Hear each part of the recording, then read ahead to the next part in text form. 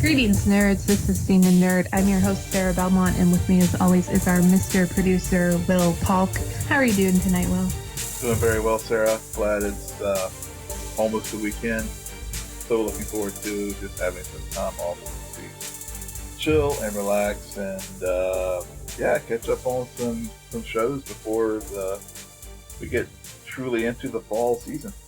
What shows? I still need to catch up on Ozark. Oh. Yeah. Ozark season 2. I watched part of the season premiere, but Florence came and I just haven't had a chance to get back to it. Oh, Florence. I had so many shows that I could be binging right now, just waiting for other things to come up, and yet I keep finding myself doing deep dives on YouTube. Like horrible deep dives of catching up on Shane Dawson or David Dobrik or any of these other YouTuber, Jason Nash, and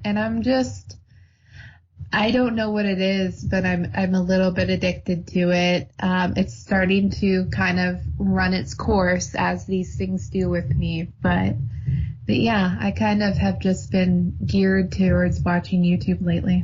Yeah, I hear you. Like, there's that, and then for me, it's like now football season starting, so a lot of times I'll be like, I want to watch such and such, but then, it's Thursday night, there's a football game on. Oh, it's Saturday afternoon, it's, like I was telling you this weekend, I was going to rewatch Infinity War, but then I ended up watching where I went to college, NC State football game, so it's just like, it's to that point where, there's many choices and bandwidth is getting tighter. Yep. Or is it? Yeah. I don't know. I didn't realize that The Resident came back. Yeah. And so it kind of snuck up on me. Mm-hmm. I like how they started the new season. Okay. I was going to ask you, speaking of sneaking up, I didn't see you gushing on Twitter or anywhere about This Is Us. Oh, This Is Us was good. Okay. Yeah. I don't know what is wrong with me lately. I'm just having these moments of experiencing something, and then I completely forget about it until somebody reminds me, and then I'm like, oh yeah, that happened. I did watch the This Is Us season premiere. I don't know. I'm kind of more laid back about premieres. I'm obsessed over finales or episodes where I'm just like, damn, that hit me. Yeah. What? But for some reason, it's kind of like, and I've already said this on the podcast before, pilot episodes never really make me think, okay, this is worth watching and I'm overjoyed with emotion. Like the only one that ever did that to me was Mr. Robot. Mm-hmm. But it's kind of that same way with season premieres. I'm like, oh, thank you for basically just giving me an extended trailer of the trailer you released back in June. Pretty much, yeah. Yeah. I always wait more for the second and third and when things start falling into place more. So, I don't know. Well, it's interesting how you said things kind of snuck up on you, because that's how I felt this week. I guess I had the CW shows in mind, and then it hit. I was like, oh yeah, that's right.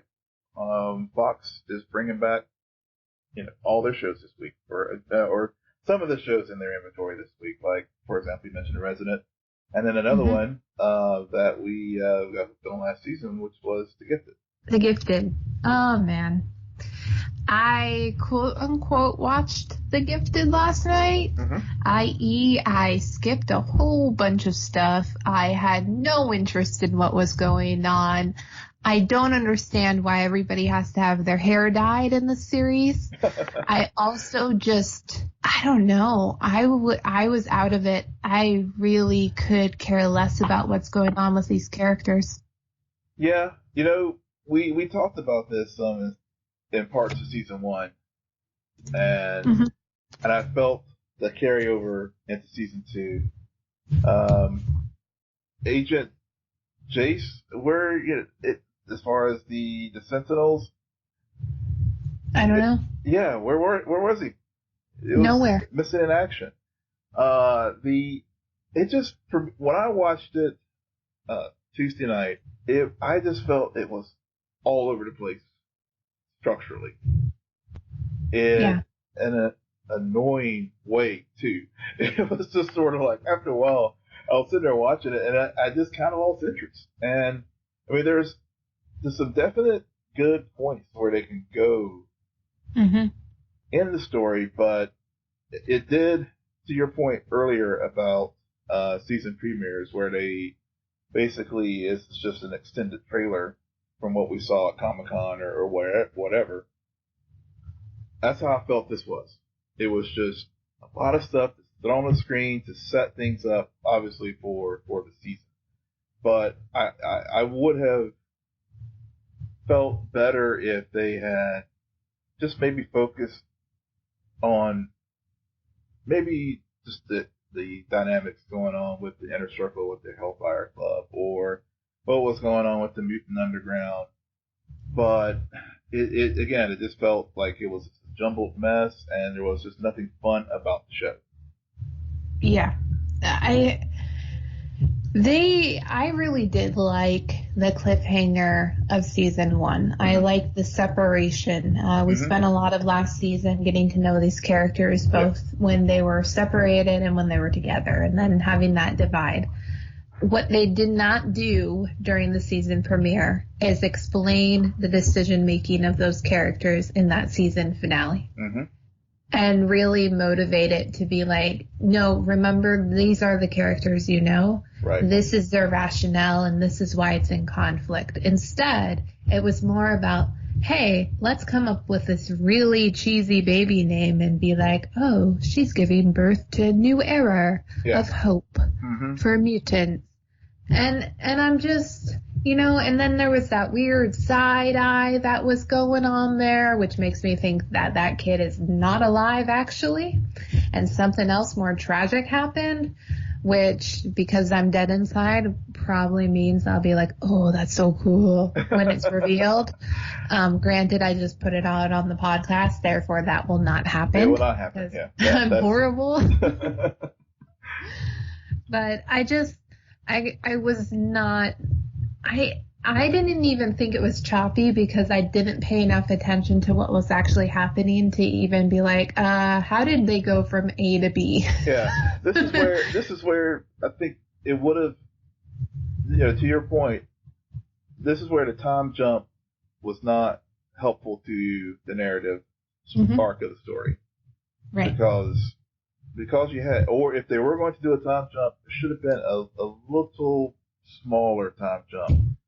Because, they had great setup, as you said, with the end of season 1. And, and instead we jumped to season 2 and we're getting to all the machinations of the Inner Circle and what's it, Rave and the head of the Hellcat Club. She was doing all her, the political dynamics as far as like she jumped ahead of their plans and, the Stepford. That was stupid. Yeah. That's what pissed. Thank you for bringing this up. Yeah. Yeah. I mean, that's what, it just set me off on the wrong foot with this episode.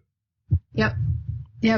I felt like, you know what? Oh, we're going to get to know all of these mutants who are older, who probably have some really cool powers. Yeah. No. We're not. We're just going to kill them all. Spoiler alert. Yeah. Hey, you know what? I will not shame anybody for not watching this episode of TV. No, yeah. Let's jump, Let's just the go kid's name is Hope. Yep.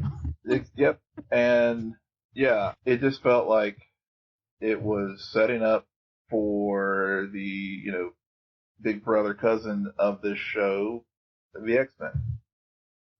Yeah.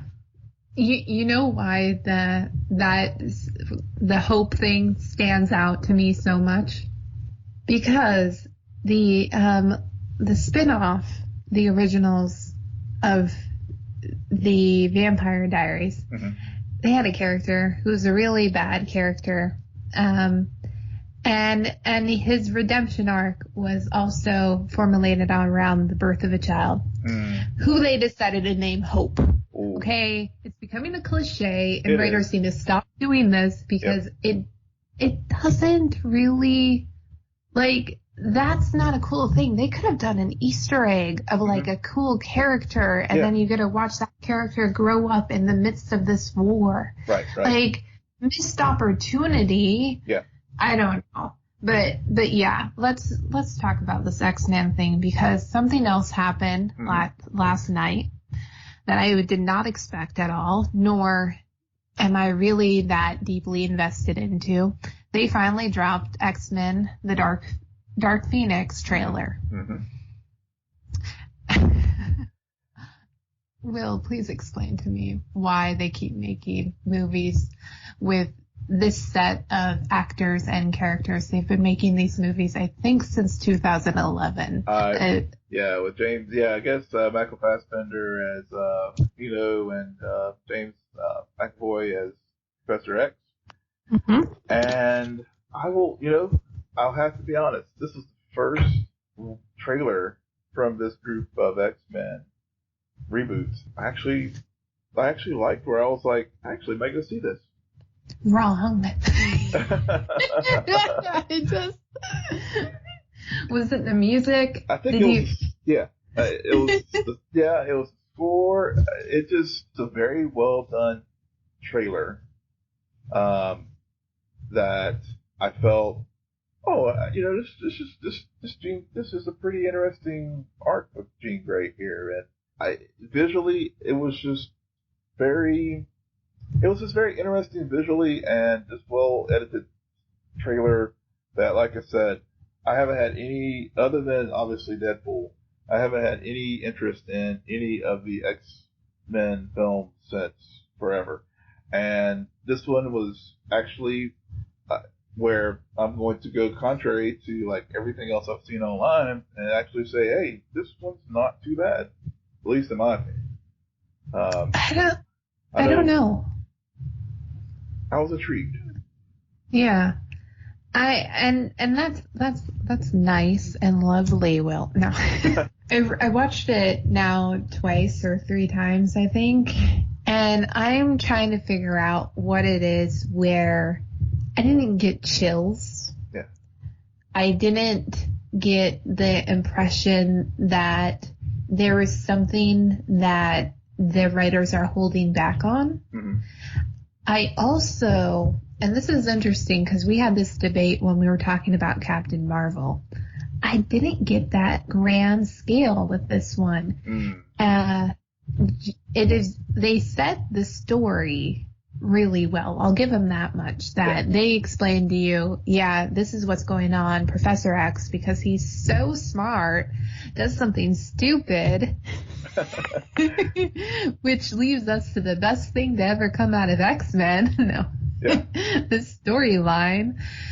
And Scott is really moody and everything, and Jennifer Lawrence is running around. 1 minute she's human, 1 minute she's mutant, same old. I'm the character who actually intrigues me the most based off this trailer, and this is surprising, is Beast. Yeah. And I think maybe, Beast did intrigue me quite a bit, but I mean, I get where you're going. Maybe at this point we should just stop with this particular group of X-Men. Like I said, I've seen bits and pieces of some of the films on TV, but it's just, I just haven't really, other than Deadpool, hadn't really had a big hankering to go see any of the X-Men films recently, because I just found it very underwhelming. And this one, I was, as I said, I was very intrigued by the trailer, that I was like, I might actually go check it. Right. Apocalypse left such a bad taste in my mouth. Yeah, I did a lot of people. I don't really like First Class at all. I don't know why a lot of people gravitate so much to that one. Days of Future Past, I really did like when I first saw it. It does not hold up. I don't think so. I find that when I rewatch that movie, it's pretty much like my mind is already ahead of me and like, oh, this is not what's going to happen. Like, there's something about going to the theater and watching that movie the first time and being blown away, but it's simple enough to where if you go back the second time, you're like, oh yeah. Okay. I mean, it's not as bad. It's just that for some reason there's not those details where it's not like you're finding new brilliance in it. Mm-hmm. You're more focused on all of the cracks that you didn't see that first time around. Yeah. I hear you. And some movies are like that. I mean, some are definitely repeatable and some just watch it that one time and you can move on. Yeah.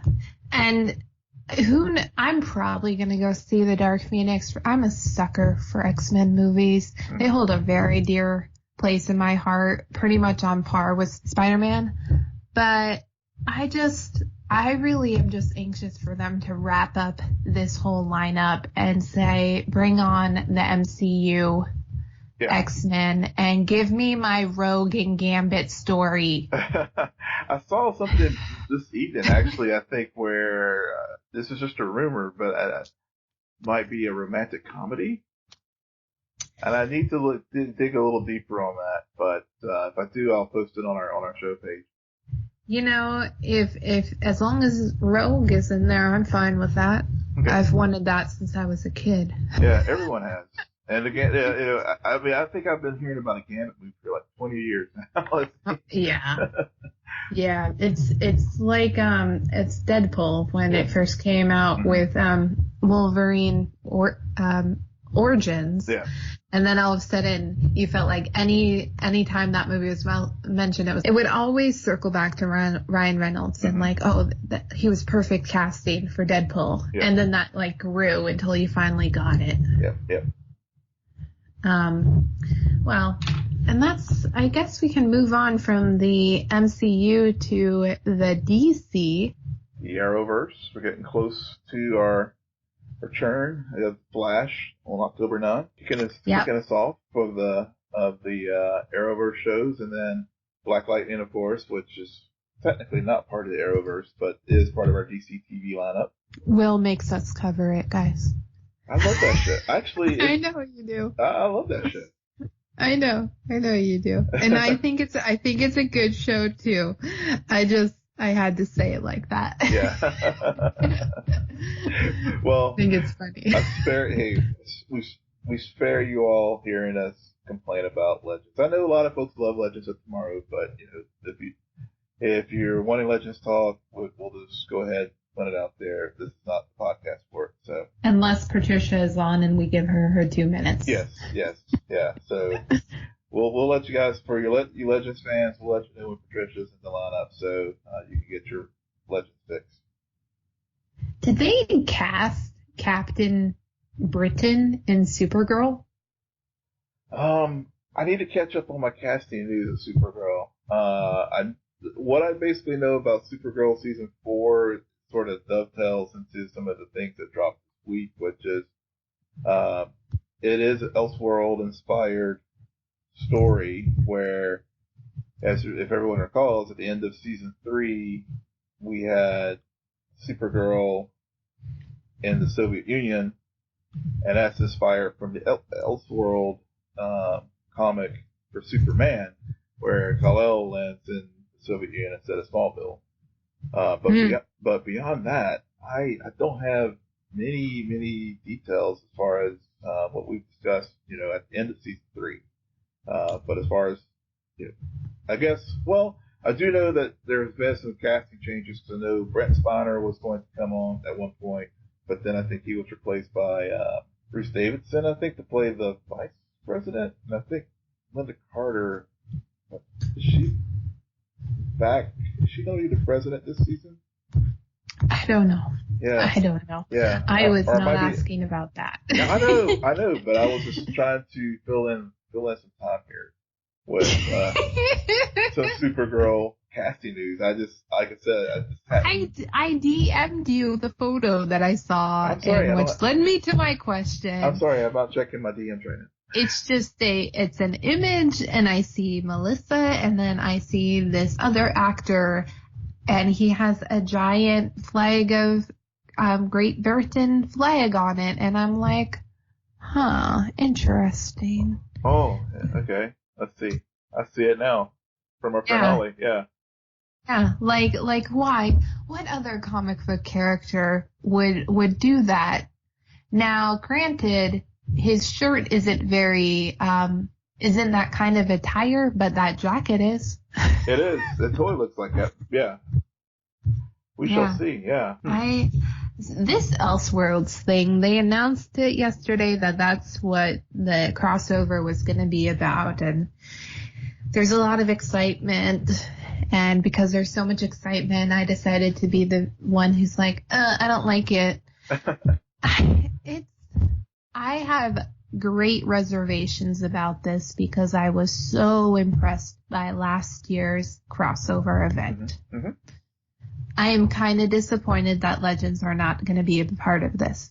Really? I am, because it's one less hour of crossover I have this year.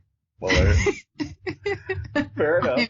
Good point. You're being very greedy. You're being the entitled fan. Yeah. I am also upset that the event is messing with my schedule. They're moving shows all over the place to make it work so that the Flash doesn't have to have their 100th episode during the crossover. Talk about greedy, Will. Huh? Hey, that was, yeah. Well, I feel bad for Arrow fans with that, quite frankly, because you all, the show that really got the whole thing started, relegated to their 100th show, placed in the crossover, I guess, last season.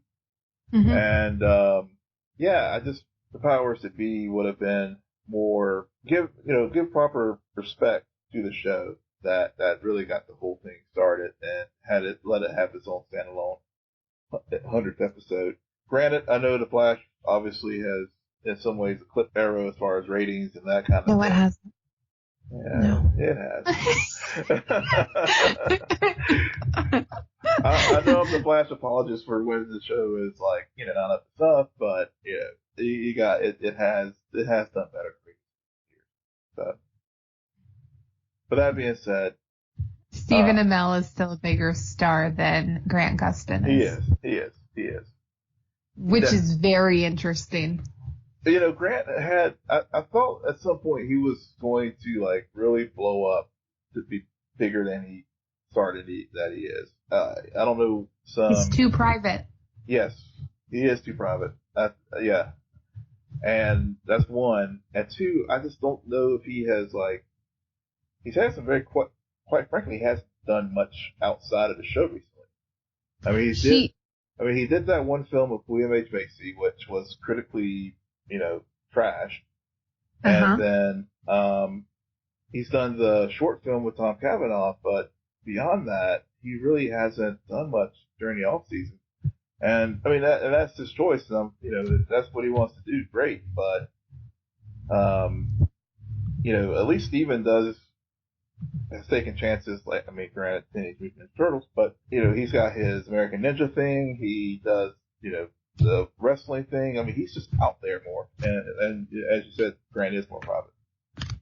It's, and they've talked about this a lot at the Supernatural conventions. Fun fact about me is I don't watch Supernatural. I have watched it. And it's not like I don't like the show. It just has gone on way too long for me to stay invested. But I still watch the panels on YouTube. I don't know. So you're plugged in, but you don't watch it. Yeah. And they bring up the fact that when you're on a show that shoots 22 episodes a year, you have a limited amount of time during the off season to do a movie. And typically movies that shoot during that time are your horror movies, are your small romantic comedies. It's really hard to get to utilize that window to do an independent film, to really invest your time into a bigger comic book movie. And the time frame is just too limiting for that to occur. And plus you want to actually get a break from everything, right? You want to enjoy your family. And so both of these actors are faced with that dilemma. And yet I think Steven has also realized that, well, I can't I'm already a celebrity because of this show. Mm-hmm. And during my off season, I have a family that I want to connect to, and I could do movies. I could do this, but I also could just be selling myself as a brand so that when the show is over, people don't recognize me as Oliver Queen constantly. Mm-hmm. They're like, oh, that's Stephen Amell. Yeah. Like with Grant, it's the opposite. It's more that's Barry Allen, not Grant Gustin, because he hasn't come out and tried to make himself into that brand name. He took very much Tom Welling's approach to it. Yeah. You're right. You're right. And Tom's done well after Smallville. But I think long term, and Steven brought this up when he was Michael Rosenbaum on that podcast about how he is looking for work at, his career after the show. And I think you raised a very good point that he does do things to create the brand of Stephen Amell outside of Arrow and Oliver Queen. Yeah. It's also interesting to think about, like, these shows have a supporting cast who are also given the same time restraints too, and are still also find themselves stuck. Yeah. With these characters in these universe, and it's not anything against it. It's just also, it's kind of the nature of being on that long of a show that runs for that period of time. It is very hard for episodic I think television. That's why This Is Us is only 16 episodes a season, is because Sterling K. Brown wants to become a movie star. You're right. He will be one. He is, you're right. But you do see people, like Melissa, she did go do some stuff on Broadway during. Yep. So I think there are opportunities, and I think it just depends on the personality, of the actor. Other folks find things to do creatively, during the hiatus, but also but it is grueling. Yeah. To put together go through a 22 episode season, and you probably do just want to just sit back and chill, but totally get that. But getting back to the no, I had one more point. Yeah, go ahead. I always found it interesting how many of these stars of CW TV shows specifically, during the later seasons, they start to direct episodes. Yes. And then they also go on to other shows after their series has wrapped and start to direct episodes. And somehow they just have found themselves built for this kind of production lifestyle. Yeah. And rather than being in front of the cameras, they're suddenly behind it and still making a lot of money, and they're still a person and a celebrity out there. Yeah. But they've kind of go about it in a different way, and it's very interesting because Paul Wesley did that. I found out he was directing episodes of Shadowhunters, and I'm like, really? That's so weird to me. Yeah. You look at because I guess with our prime shows, didn't Paul Blackthorne, didn't he direct episodes for Arrow? I think so. Yeah. The Arrow director that stands out to me is Gregory Smith, because he used to be on Everwood, which used to be on the WB. Wow. And I think actually is Greg Berlanti's first show. I believe you're right. Yeah, and even look at The Flash. This season you have Danielle Panabaker stepping behind the camera for episode 18, and Tom Cavanaugh is actually directing, as we were talking about the 100th episode, he's directing the 100th. Kavanaugh. It better not be Council Wells 3. Oh gosh, I hope not. No, from what I gather with the 100th episode, I think it sounds like there's going to be some callbacks to some characters that, from earlier seasons, maybe some characters who are no longer with us, like maybe Eddie. But it'll be it. We shall see. But actually, looking at season 5 of Flash and season 7 of the Arrow, I know we started out with saying you're not looking forward to season premieres. I'm as far as premieres of the CW shows, I'm actually I'm really looking forward to Arrow. Flash, I'm looking more towards episode 2. I mean, I think episode 1, I think Nora, I'm looking forward to it just in the sense that we finally get, the comic book geek in me just is so excited to see the ring and the new costume come out of the ring. But beyond that, I mean, it's we're talking about time jumps earlier. This episode only happens 12 hours after the end of season 4. So, did you already watch the episode? Huh? Did you already watch the episode? I feel like it with the trailer. That's why I'm saying I'm looking forward to episode 2, because we actually get to see Cicada early instead of waiting till our big reveal mid-season. Cicada. I'm just gonna have so much fun saying cicada all year. Cicada. I'm gonna have to cicada. Yeah, I'm gonna have to record some the sounds here at night just so I can play here on the podcast. Whatever, as our sound effect. Cicada. Yeah. Sorry, no, I will not stop, but still, I don't know what it's. I feel like this hiatus, I've kind of been like, you know what, the shows are going to come back. We've been through this before. I don't need to read and ingest everything. And so much other stuff is going on where I'm just not finding myself going into Arrow season premiere already feeling like I've seen the episode, which I'm very happy about. Yeah. Now, they have released a lot of stuff. Like, I really didn't need to see that image of Felicity coming, talking to Oliver on the phone in the prison. I don't want to know that, because that right to me is like, that's the end of the episode. Thank you. Okay, well, now I have seen it. Now, The Flash is interesting because I've always been kind of like, I'm just going to let it come back and we'll see what happens. I'm not going to try to find out.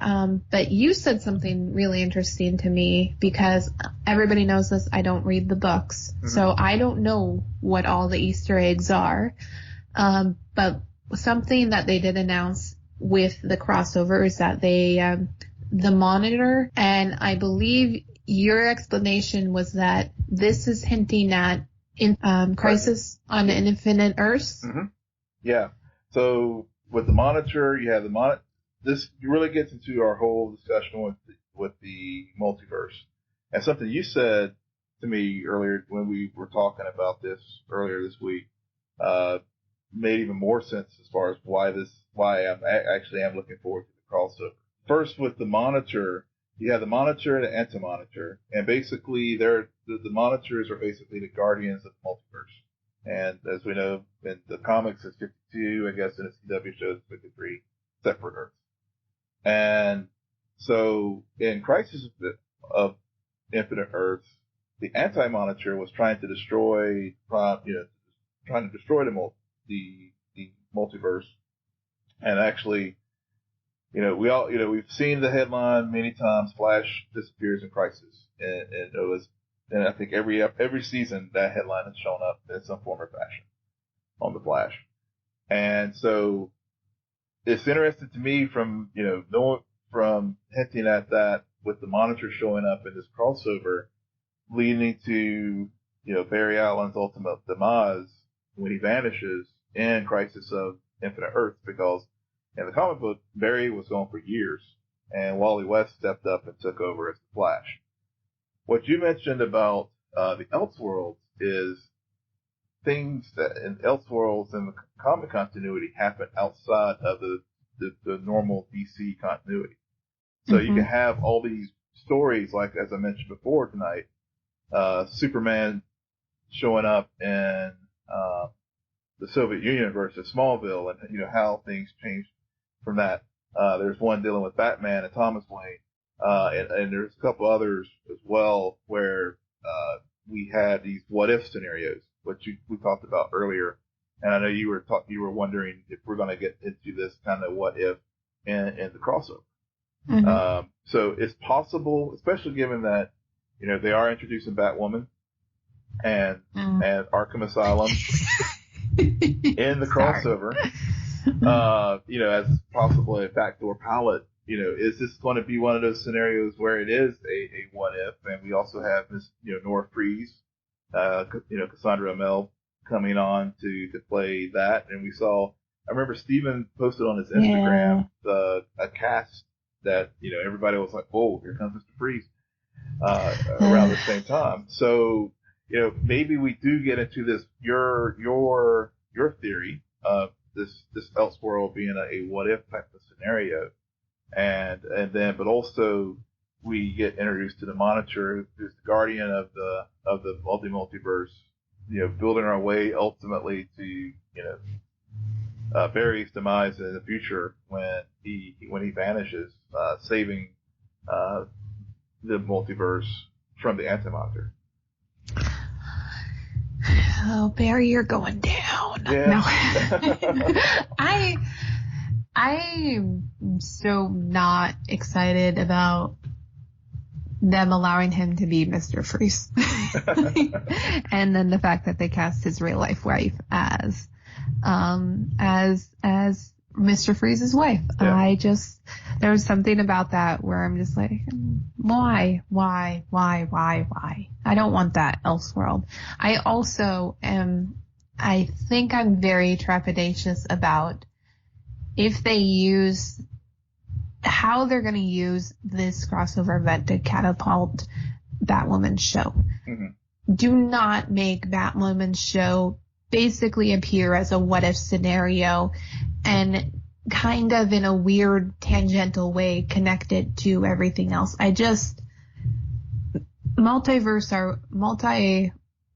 Worlds are one thing, but there's just something about that kind of where I'm just like, how is this connected again? I don't know. It pulls the wrong strings for me. Mm-hmm. And I can't articulate why right now, but there's something just about that kind of just like, well, then what's the point? Right. I don't want Batwoman exists in a what if scenario, and so let's go explore that. Well, why? That's a one issue kind of deal. That's a one episode. Like the whole what if scenario isn't a new concept. It's not something that DC born. We've been seeing these kind of things play out in long form storytelling for centuries now. Right. And part of the reason why I'm also kind of hesitant about this whole crossover event being Elseworlds is that I don't want it to be kind of like a one and done. Like, I want to make sure that the central characters are still moving forward and that this actually affects them in a way that helps their season continue forward. Yeah. And I hear all that. And, at the end of the day, I don't know if this what if scenario is going to happen with Batwoman. I mean, I like you, would be very disappointed if it does play out that way. Right. And, to me, with bringing the Monitor in and, again, to me that just sort of cements the idea that this is a backdoor pilot for Batwoman. And then the question becomes, is she from, Earth 38 with same as Kara, or another Earth that 3 with Jay Garrick and how Jay back, or whatever this scenario is. I'm hoping that will be the route that they go as far as why they bring the Monitor on into the picture, as far as reaffirming the fact that we do have 53 different Earths in the CW multiverse. Yep. All right. Trailer talk? Trailer talk it is, yes. Okay, let's try to get through this quickly. Yeah. The first thing, it's not a trailer, but it's interesting how the Joker just kept popping up in headlines for this past week. It was nothing but the Joker, the Joker, the Joker. Yeah. Initially, I wasn't happy. I really wasn't. There was something about that image. And then I realized, especially after listening to a few other discussions about the images, that my initial knee-jerk reaction was because we all know what the Joker looks like, Mm-hmm. and we've seen so many renditions. This is just the next one. Yeah. And especially once they released the footage and just that small little frame really of him walking away from causing a little bit of chaos in the subways. Yeah. And you saw the full outfit. There's something about that full outfit. Yep. Yes, the suit is not purple, Mm-hmm. but there was just this nice appeal where it's not the Dark Knight Joker, No. but it's also not animated. Like, it is still, it's just enough of the combination of it Mm-hmm. that I'm like, okay, I can get into this. Yeah. I like it. I like how it ties in, and the more I look at it, the more like the makeup kind of is doing a weird thing in the sense of a sad clown, Mm-hmm. because it has that droopy, the blue around the eyes, Mm-hmm. and one of them almost looks like a tear falling down, Yeah. which Yeah. I think is a little bit of interest. That is. And yeah, I was like you. For me, the gold standard for Joker, at least in live action, is, Heath Ledger. And, but the same reaction when I saw that footage, not only the still photo, but actually the TMZ video where, he's running off the subway and, all chaos is happening around him, as you said. That I was like, yeah, that'll work. And even the screen test with, as they zoom into Joaquin and they, have the clown light, shadows like casting over him. Mm-hmm. I was like, he's got the acting chops to do this. Yeah. And when you look at that, and then also the still shot of him just looking like, scary, psychotic Joker sans the clown makeup. Yeah, I think I'm getting more and more on board with this. Yeah, it's definitely starting to creep up to a project I'm very interested to see the full trailer drop. Yeah.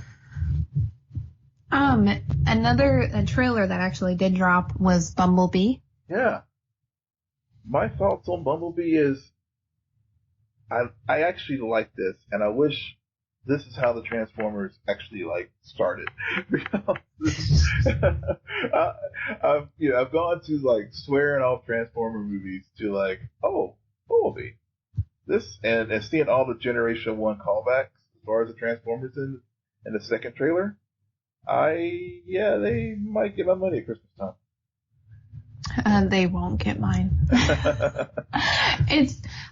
You're not the first one to say that about this trailer. Yeah. So I think that there is, for people who went into Michael Bay's series and thinking this is finally happening, and then their disappointment. Mm-hmm. For me, it was more like, oh, this is different. I know nothing about this property. My hands aren't tied in any way of loyalty. I just thought the special effects were amazing in that film. Yeah. This trailer, though, towards the end, I was kind of just like, so we have, I can picture her face and everything in multiple movies she's been in. Yeah, Haley Steinfeld. So they have Haley Steinfeld, and I'm just sitting here thinking, is she ever going to talk? Who is she? Why does she matter so much? I get it.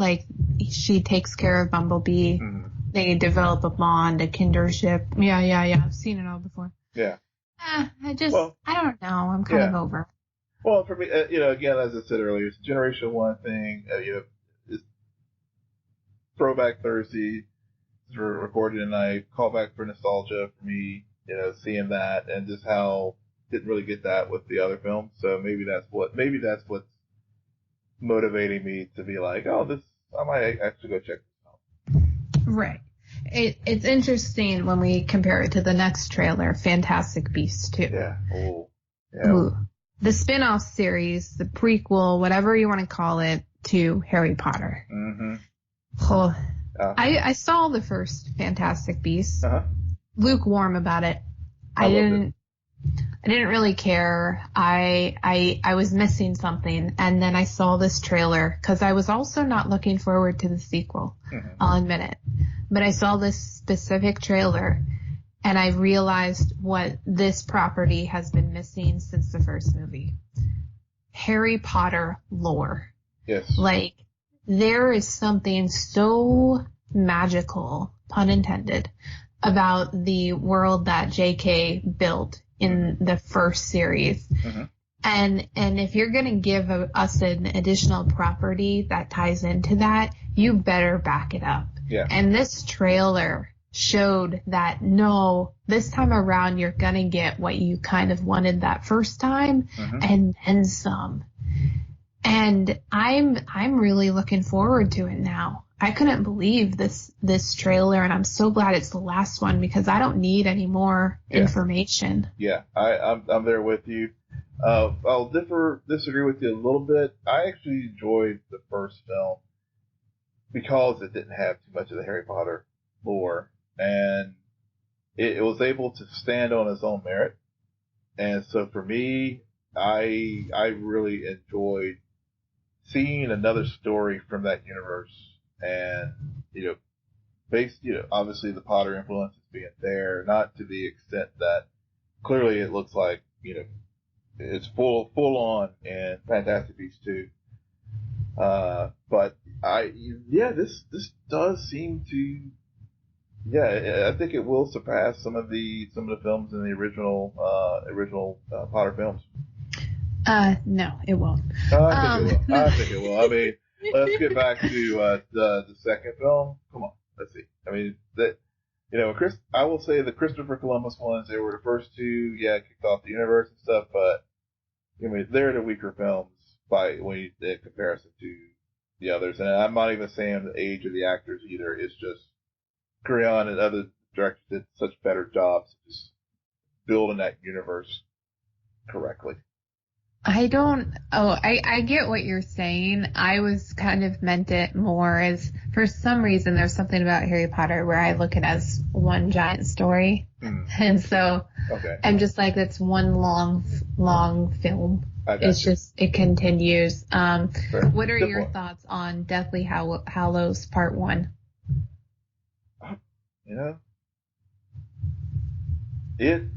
Thinking back, I haven't watched it in a while, but it was good. I mean, I enjoyed it, but it was a good setup. It was a good setup for Part 2. Interesting. I think I'm one of the few people, I prefer Part 1 over Part 2. Mm-hmm. I mean, Part 1 did have the great ending, though. It had an amazing ending. Yeah, that ending was, Gave me chills. Yeah, you're right. Love that ending. Yeah, you're right. Yeah, I think, you persuaded me very easily.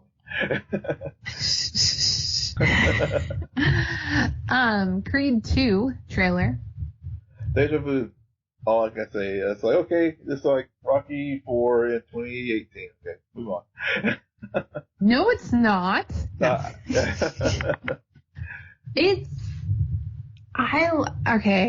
I like this trailer. I did like it, yeah. It's a good trailer. I don't know what I'll feel about the film because I'm also one of the few people that Creed, I watched it. Mm-hmm. It's a good movie. Mm-hmm. I'm not in love with it. Yeah, that's fair. Creed was very entertaining. Seeing this, like callback, throwback Thursday, whatever, when I saw it, I couldn't help but think of Dolph Lundgren and I Will Break You. So, very cool. Yeah. I kind of like, that was some of my favorite parts of it, just the snap images of him up there. I'm like, and then I like what they're hinting that the story is going to be about. I kind of like that.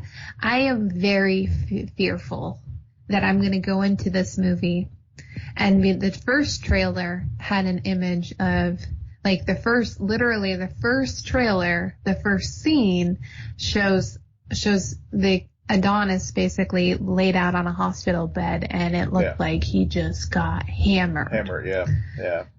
I am so fearful that that's going to be the final shot of the movie. Ooh, yeah, it could be. I really am. Yeah. Because this is going to be me during this. If I see this movie, especially in theaters, I'm going to be like, okay, when is he going to be in the bed? When is that going to happen? Yeah. Oh no, it's going to be the end. They're going to end it on the cliffhanger. He is going to lose, and this is just going to give us Creed 3. Mm-hmm. Yep. Oh man. All right. Well, I think that's it for us tonight. Yes. Covered a lot of ground this evening. We did. We got through everything. Will, where can our listeners find you? Yes, you can find me on Twitter at Will M. Polk. That's WILLMPOLK.